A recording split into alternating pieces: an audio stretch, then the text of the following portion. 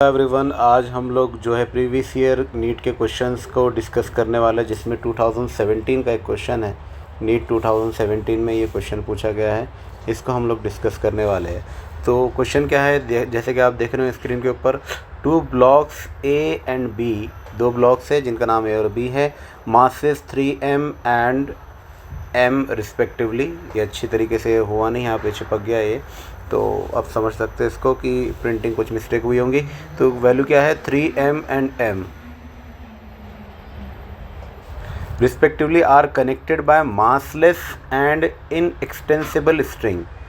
ये जो स्ट्रिंग है यहाँ पर जो अपने को दिख रही है, ये मासलेस है और इनएक्सटेंसिबल है, और the whole system is suspended by a massless spring.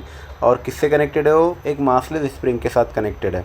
तो as shown in figure, the magnitude of acceleration of A and B, A और बी के एक्सेलरेशन का मैग्नीट्यूड निकालना है कब, immediately after the string is cut. जैसे string को हम कट करते हैं, यहाँ पर ये जो स्ट्रिंग आपको दिख रहा है, ये स्ट्रिंग को जैसे हम कट करते हैं, कलर चेंज कर लेंगे इसका, स्ट्रिंग को जैसे ही हम कट करेंगे तो क्या हो जाएगा, उसका मैग्नीट्यूड पता करना है अपने को एक्सेलरेशन का, किसका, ए और बी का, आफ्टर इमीडिएटली देखना है ना, आर रिस्पेक्टिवली। तो वो वैल्यू हमको निकालना है, ए और बी के एक्सेलरेशन की वैल्यू निकालना है immediately after cutting the string.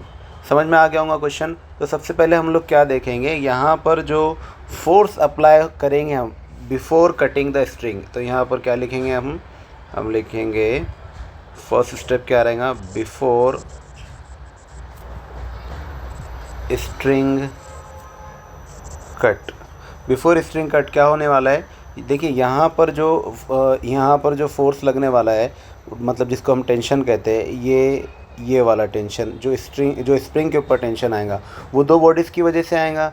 एक बॉडी रहेंगी ए जो नीचे की तरफ एक्ट करेंगी, दूसरी बॉडी रहेंगी बी जो नीचे की तरफ एक्ट करेंगी। तो इनकी वैल्यू कितनी आएंगी, इनकी वैल्यू आ जाएंगी, वेट की वैल्यू आ जाएंगी 3mg, और दूसरे वेट की वैल्यू आ जाएंगी mg।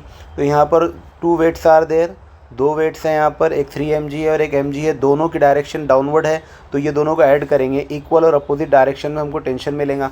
तो यहाँ पर बिफोर कटिंग द स्ट्रिंग जो वैल्यू आने वाली है, T इज़ इक्वल टू, मैं इसकी बात कर रहा हूँ, जो स्प्रिंग पे टेंशन आने वाला है, T इज़ इक्वल टू क्या आएंगी वैल्यू, देख सकते हैं आप, 3mg प्लस mg। तो टोटल कितना हो जाएगा, ये 4mg। तो ये जो 4mg है, ये T की वैल्यू है। एक्चुअल में T के ऊपर भी जो टेंशन होता है वो नॉन इम्पल्सिव टेंशन होता है, इसको क्या कहते हैं, नॉन इम्पल्सिव टेंशन। तो इसकी वैल्यू कितनी रहेंगी, नॉन इम्पल्सिव टेंशन, इसको kx से डिनोट करते हैं। नॉन इम्पल्सिव का मतलब ये है, इम्पल्स मतलब क्या होता है, शॉर्ट टाइम के लिए लगने वाला फोर्स। स्प्रिंग के ऊपर जो फोर्स होता है वो नॉन इम्पल्सिव होता है, मतलब शॉर्ट टाइम वाला फोर्स नहीं होता। तो ये जो है kx की जो वैल्यू है, फोर्स की जो वैल्यू है, टेंशन की जो वैल्यू है जो स्प्रिंग पे लग रही है, वो कितनी है, 4mg है। उसके बाद क्या होगा, 4mg जब हमको वैल्यू मिल गई इसकी, नेक्स्ट हम क्या देखेंगे कि अब कट करने के बाद क्या हुआ। तो कट करने के बाद दूसरा फेज जो रहेगा इसका, कट करने के बाद क्या होगा, after string cut, after string cut immediately पूछा है उसने, इमीडिएटली। तो स्ट्रिंग कट करने के इमीडिएटली क्या इफेक्ट हुआ, तो इमीडिएटली बोले तो नॉन इम्पल्सिव, जैसे मैं थोड़ी देर बताया आपको पहले, तो जो इम्पल्सिव होता है इमीडिएटली उसके अंदर एक्शन होता है, मतलब उसका रिएक्शन होता है, वो तुरंत उसके अंदर अपने को दिख जाएगा, क्योंकि शॉर्ट टाइम के लिए वो फोर्स रहता।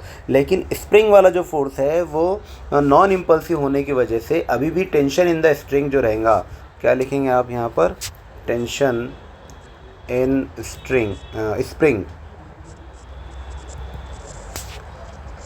विल बी सेम,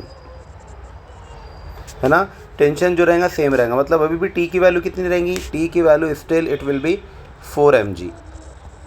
लेकिन यहाँ जो टेंशन रहेगा बिकॉज ऑफ, जो वेट रहेगा बिकॉज ऑफ 3mg, तो 3mg की वजह से क्या हो जाएगा, T जो रहेगा डाउनवर्ड डायरेक्शन में, T because of 3mg, 3m, बल्कि mg भी क्यों लिखेंगे हम, 3m मास कितना हो जाएगा, ये 3mg, है ना। तो ये 3mg वैल्यू डाउनवर्ड डायरेक्शन में है और 4mg वैल्यू अपवर्ड डायरेक्शन में, दोनों का रिजल्टेंट क्या हो जाएगा। तो फाइनल वैल्यू कैसे निकालेंगे आप, ये निकालेंगे आप t minus t3m is equal to acceleration मिल जाएगा हमको 3m इंटू ए वाली वैल्यू मिलेंगी। तो ये दोनों का कैलकुलेशन करने के बाद आपको कितना मिलेगा, ये रहेगा 4mg minus 3mg is equal to 3m into a. तो ये कितना हो जाएगा, ये हो जाएगा mg is equal to 3m into ए।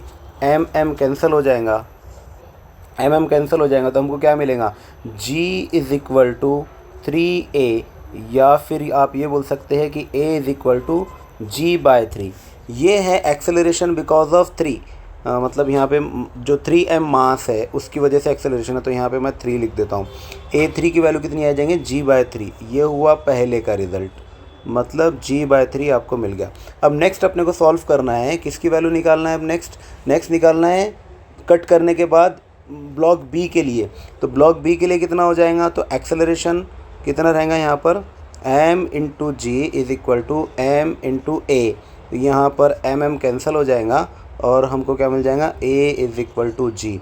ये किसकी वैल्यू रहेंगी, ब्लॉक बी की वैल्यू रहेंगी, क्योंकि यहाँ पर मास कितना है, mg है, और एक्सेलरेशन के हिसाब से जो फोर्स लगने वाला है वो कितना हो जाएगा, m इंटू ए हो जाएगा। इसलिए हमको फाइनल वैल्यू कितनी मिल जाएंगी, a for m mass m के लिए है ना, 1m मास, और यहाँ पर था 3m मास था, तो इसके लिए वैल्यू आएंगी 3g/3 और इसके वैल्यू आएंगी g।